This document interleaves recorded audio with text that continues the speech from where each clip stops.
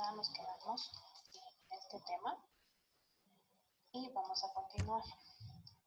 Las funciones estatales de enunciación, diferenciación, distinguen entre sí la jurisdicción de la administración y la legislación. En este momento podemos observar un cuadro comparativo de lo que es un acto jurisdiccional de un acto administrativo.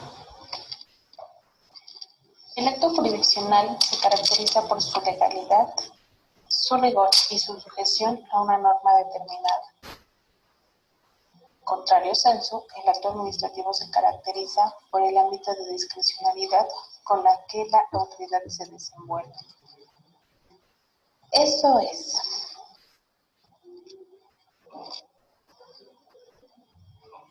Cuando hablamos de un acto jurisdiccional, que estamos hablando dentro de un proceso judicial, hay una legalidad y un rigor determinado por una ley, por un código civil, por ejemplo, por un código mercantil, por un código penal.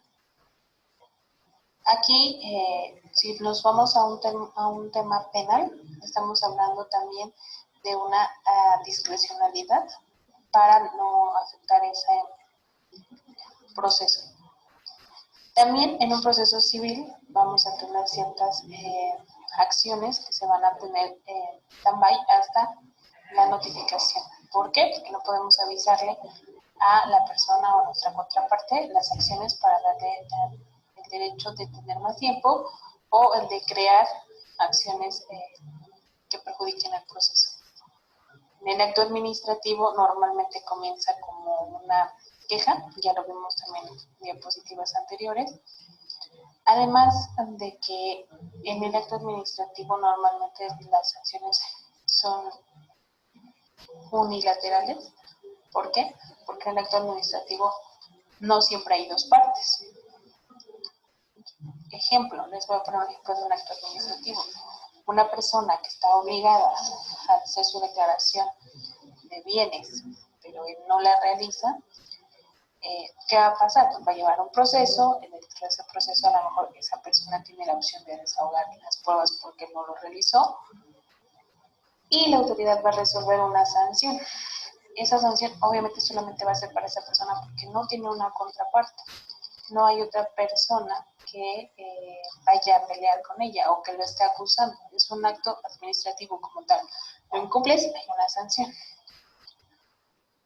Otra característica del acto jurisdiccional es que la función jurisdiccional es autónoma porque los jueces son independientes.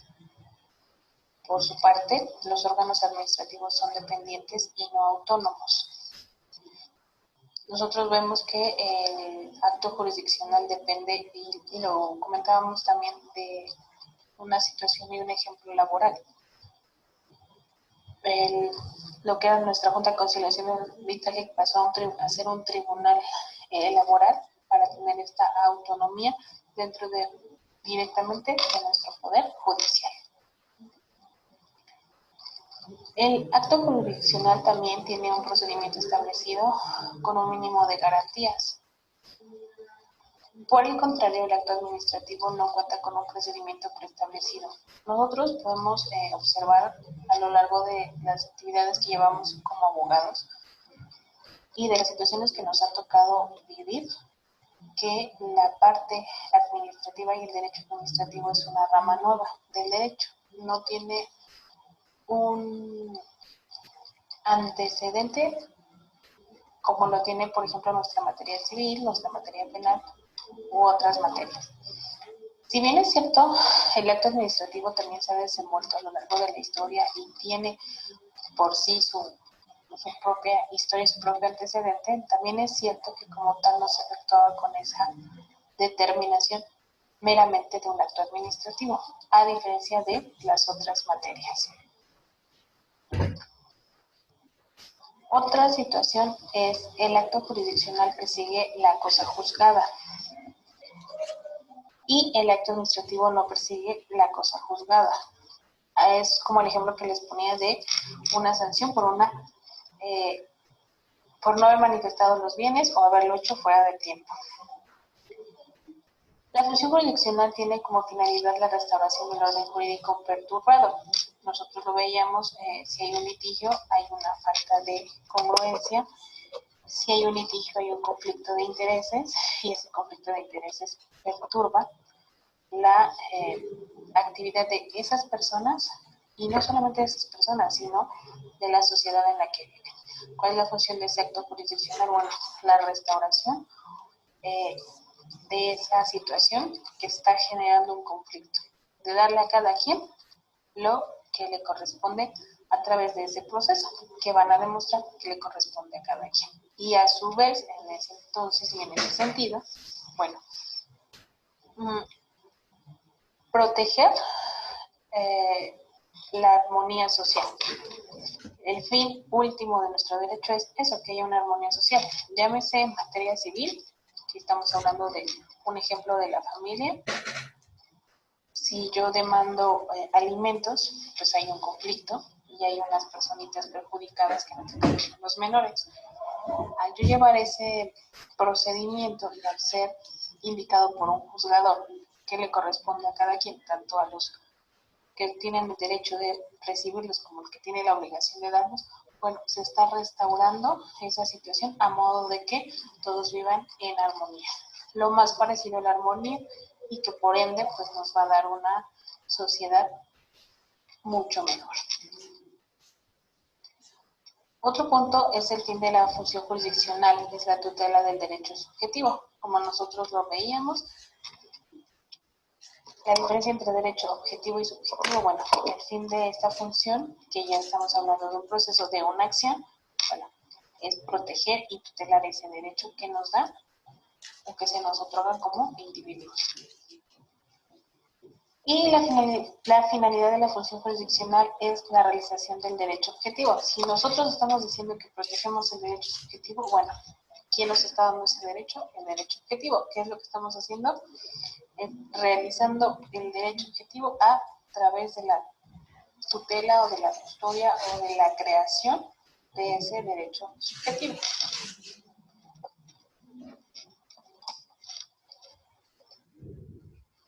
El siguiente tema, y aquí ya vamos a entrar un poco a lo que es competencia, y vamos a ver las diferentes tipos de competencia. En este caso, la competencia en sentido lato y en sentido estricto. Competencia objetiva y subjetiva. Si nos vamos a este tema, el tema de la competencia no es exclusivo del derecho procesal. Esto lo podemos ver en todas las materias. No es exclusiva del derecho procesal, pero sí implica parte del derecho procesal. Esto permite a todo el derecho público y también privado aplicar esa competencia. Por tanto, en un sentido lato, la competencia se define como el ámbito, la esfera o el campo dentro del cual un órgano o una autoridad puede desempeñar válidamente sus atribuciones y funciones. Estamos limitando ese campo, ¿sí? La competencia es ese espacio donde podemos aplicarlo y ese espacio tiene un límite. En sentido estricto, la competencia se refiere al órgano jurisdiccional. Nosotros arriba acabamos de ver la función jurisdiccional y la competencia tiene ese límite también en ese sentido. Por lo tanto, la competencia jurisdiccional es la que primordialmente nos interesa desde el punto de vista procesal. La competencia podría definirse como la medida del poder o facultad otorgado a un órgano jurisdiccional para entender de un determinado asunto. Es decir, en el ámbito, esfera o campo dentro de los cuales un determinado órgano jurisdiccional puede ejercer sus funciones. No sé si han escuchado, se escucha mucho esa parte donde dice las personas, es que ahí no tengo jurisdicción. Bueno, nuestra competencia llega hasta ese punto. Está un límite y vamos a ver las diferentes clases de competencia, pero tiene ese límite, ese polígono en el que puede ser aplicable o no. Sin embargo, la definición de jurisdicción y competencia no son sinónimos. Sin embargo, suelen a veces ser confundidos. Esta confusión se origina quizá en la íntima relación que priva entre los dos conceptos. Sin embargo, la jurisdicción es una función del Estado, mientras que la competencia es el límite de esa función o su ámbito de validez. Nosotros cuando veíamos Introducción al Estudio del Derecho, por ahí veíamos mucho el tema de la validez de un acto o de un hecho jurídico. La competencia jurisdiccional tiene dos dimensiones o manifestaciones: la competencia objetiva y la competencia subjetiva. ¿Cuáles son estas? La competencia genuina es la objetiva, porque se refiere al órgano jurisdiccional con abstracción de quien sea su titular en ese momento.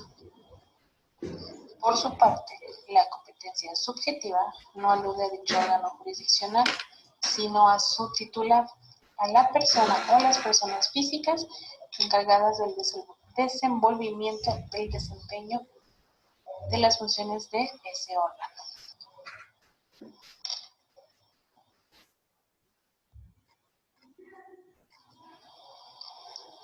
La competencia por materia. La división de la competencia en función de la materia, es decir, en función de las normas jurídicas sustantivas que deberán aplicarse para dirimir o solucionar la controversia, conflicto o litigio presentado a la consideración del órgano respectivo.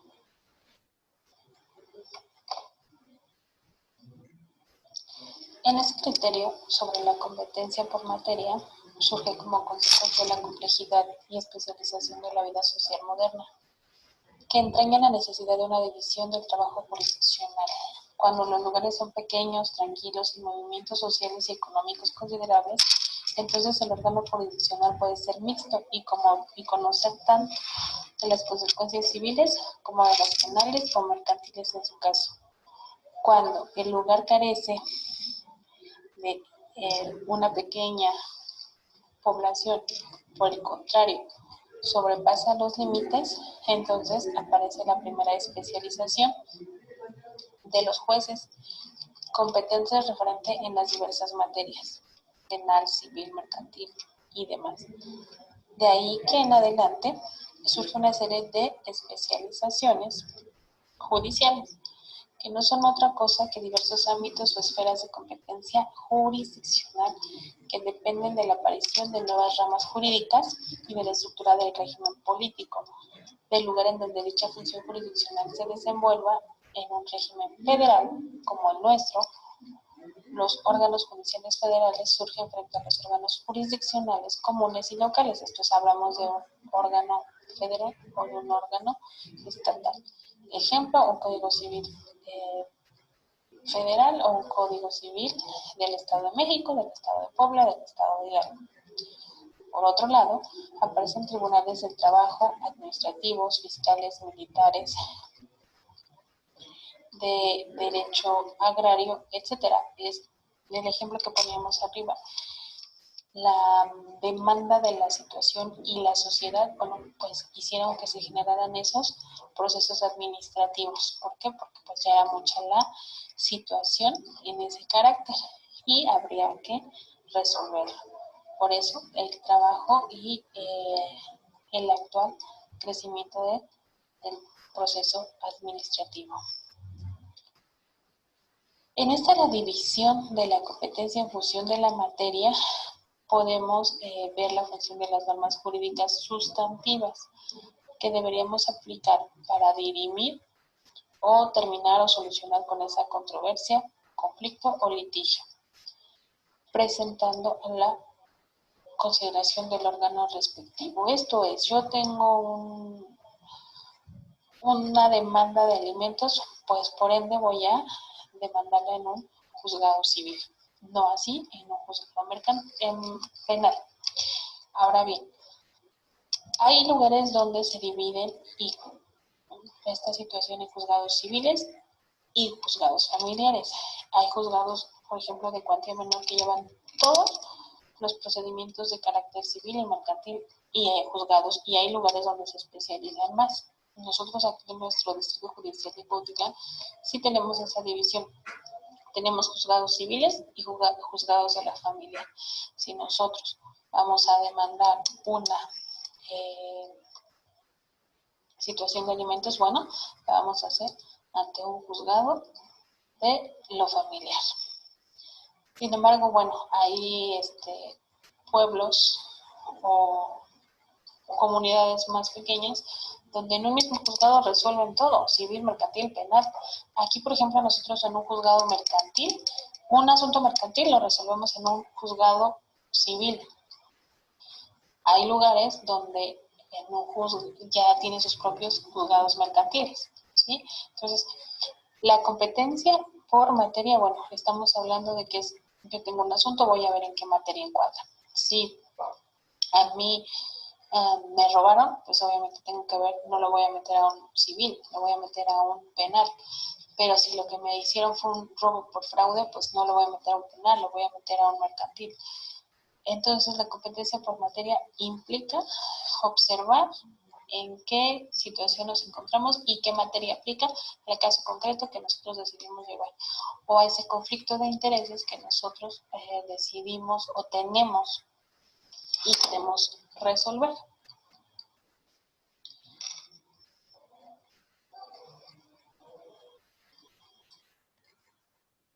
Por otro lado, tenemos la competencia por grado. La competencia por razón de grado tiene lugar separando los actos que respecto de un mismo asunto pueden realizarse por los órganos administrativos colocados en diversos niveles. Este criterio presupone los diversos escalones o instancias del proceso y trae aparejada la cuestión relativa a la división jerárquica de los órganos que desempeñan la función jurisdiccional. Así, la primera instancia se lleva ante jueces de primer grado y la segunda ante jueces de apelación o segundo grado. El problema de la competencia gira en torno al grado o instancia del tribunal ante el cual se promueve. El tribunal de primera instancia no puede conocer asuntos de segunda y viceversa. Sin embargo, en esta competencia puede darse el fenómeno llamado de prórroga competencial del grado, el cual consiste en que un asunto sale de la primera instancia por una apelación sin que haya terminado su proceso ahí, pues no llegó a la sentencia, ya en sede de la segunda instancia, y al resolverse la cuestión incidental de la apelación respectiva. Esto suponía a las partes de común acuerdo pactando sobre el asunto para no regresar a la primera instancia y continuar en la segunda hasta llegar a la sentencia. En este aspecto, el proceso solo comprende y acepta en aquellos procesos en los cuales no afecta el interés ni el orden público, que es superior, por ende, al particular, ni en los que las partes tienen la libre disposición de sus derechos procesales. Nosotros si vamos a tener un grado de competencia en una demanda inicial, pues no la voy a presentar ante una sala, ¿verdad? Ni ante un juzgado de distrito, la voy a presentar ante un juzgado de cuantía menor. Cuando no me guste la resolución de ese procedimiento que voy a llevar, bueno, entonces tendré la situación de apelar y no voy a apelar o no voy a estar en ese mismo grado con el mismo juez. Bueno, sí se presenta dentro de, pero el juez no puede decir, oye, yo te dije que no tienes derecho, me presentas una apelación y me desdigo y ahora digo que sí tienes derecho. O vuelvo a estar en lo que yo dije y me aferro a lo que yo dije y tú no tienes razón. Por ende, no podría resolver él sobre su misma resolución ya dictada. ¿Qué pasa? Bueno, pues nos vamos con la siguiente instancia, que y aquí entraría la competencia por grado. Ya estamos hablando de que entonces nos vamos a un tribunal de alzada, nos vamos a una sala, o depende de la materia que estemos llevando ese proceso. Entonces ahí vamos a saber cuál es la competencia que nos continúa en razón del grado del procedimiento que estamos llevando.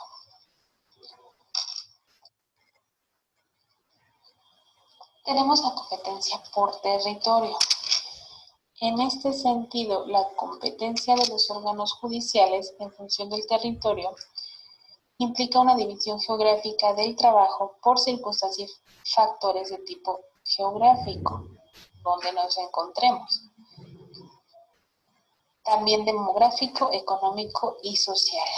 En virtud de nuestra constitución política, el territorio de la República se divide por razones administrativas en municipios, pero esta división municipal no corresponde a la división del trabajo judicial, porque se hace reagrupamientos de varios municipios.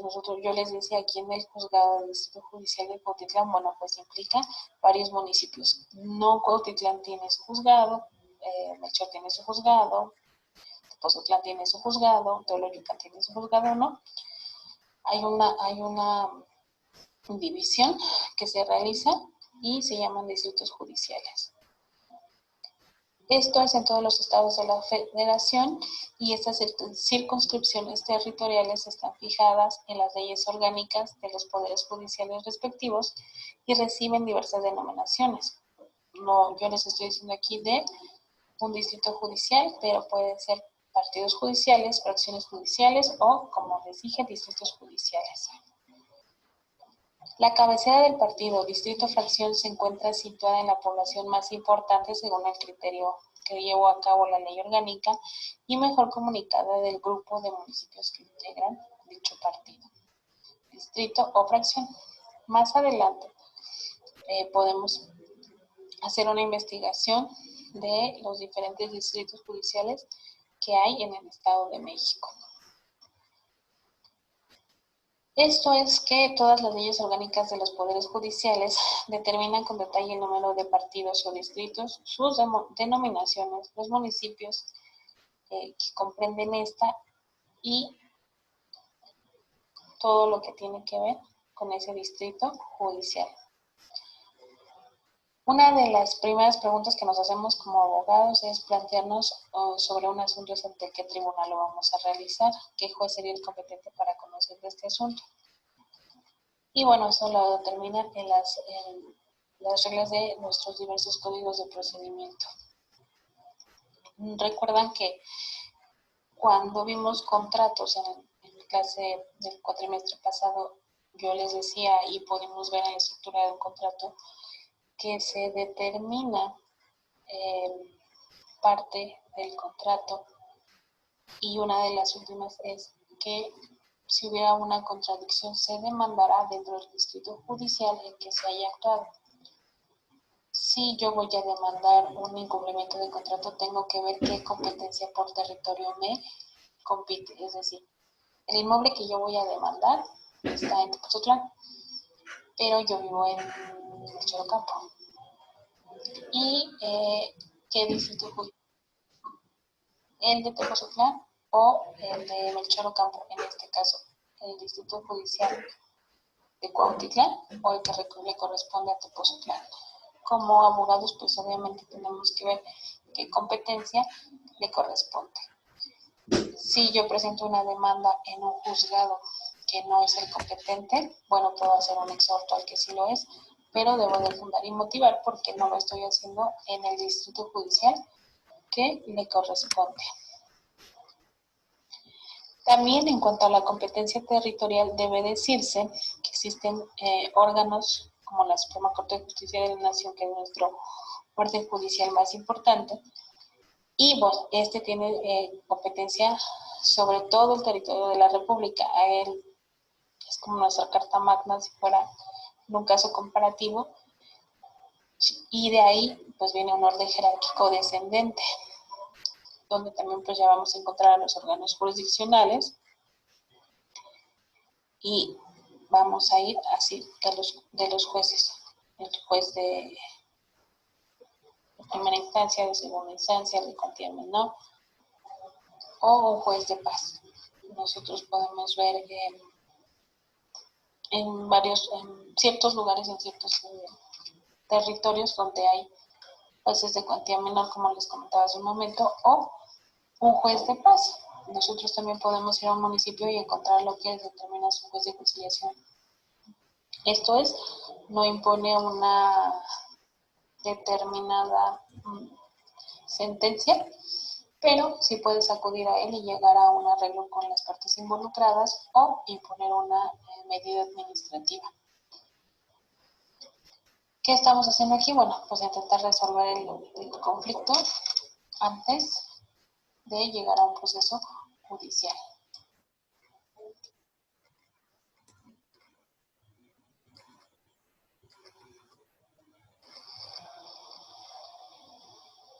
Seguimos la competencia por cuantía o por importancia del asunto.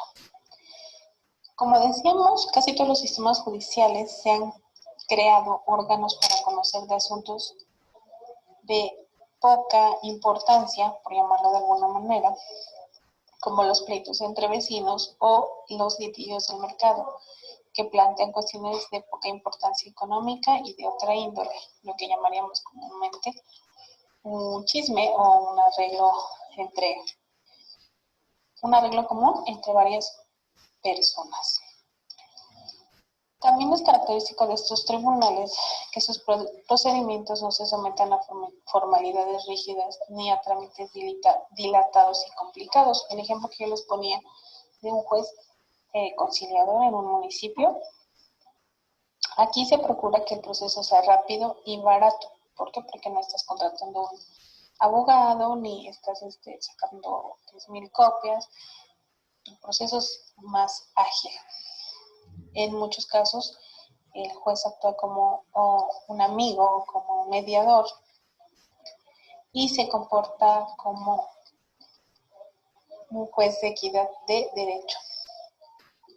A estos tribunales los podemos ver a lo largo de los estados y los podemos llamar juzgados municipales, juzgados de paz, juzgados menores, juzgados inclusive de poca importancia o juzgados de cuantía menor.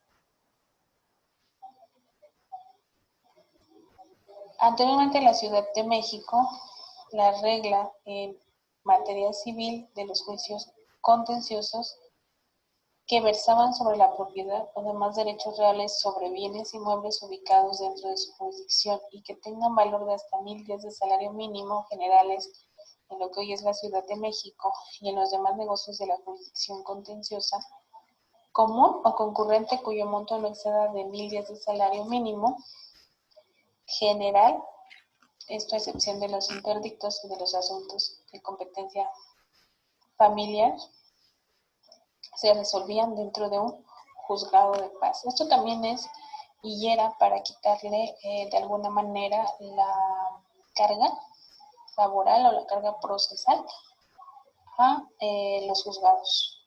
Tenemos de repente muchas situaciones que se pueden dirimir, no necesariamente cuando tienes que llevar un procedimiento, se dirimen con un proceso sencillo o también lo que hoy conocíamos como la mediación, ¿no? Antes de iniciar un proceso que podríamos, insisto, como una palabra coloquial llamar un chisme y que podrías resolver antes de eso, bueno, lo que hacemos es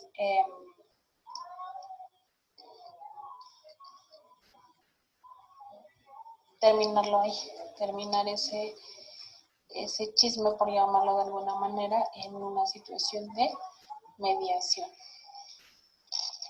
Posteriormente tenemos el turno. Y el turno es un fenómeno de afinación de la competencia que se presenta cuando en el mismo lugar, en el mismo partido o en el mismo distrito judicial existen dos o más jueces que tienen la misma competencia, tanto por materia, por territorio, por compatía, por grado. Esto es, nosotros vamos al distrito judicial X y hay 4 jueces de competencia similar.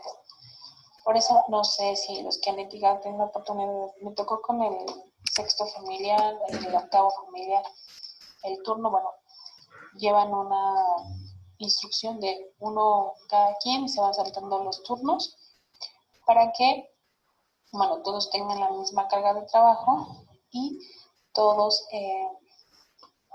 resuelvan de manera equitativa. El turno es un sistema de distribución de los asuntos nuevos entre los diversos órganos jurisdiccionales, ya sea en razón del orden de presentación de dichos asuntos o a la hora que presentes tu escrito, o en razón de la fecha en la cual esto se inicia. En la Ciudad de México esto se determina que el mecanismo del turno se establecerá por orden numérico de conformidad con las reglas que expida el Consejo de la Judicatura de la Ciudad de México. Y bueno, hay jueces que prefieren, o más bien hay personas, hay abogados litigantes que gustan o que prefieren que su expediente lo estudie un tal o cual abogado llamarse juez. Y bueno, es un adivinar a qué juez le va a tocar. Digo, los que ya tienen como que la intención van viendo en qué momento se van a formar para presentar su escrito y que les toque este juez. ¿Esto qué? Bueno, pues con la intención de que ese juez determine a favor de su proceso.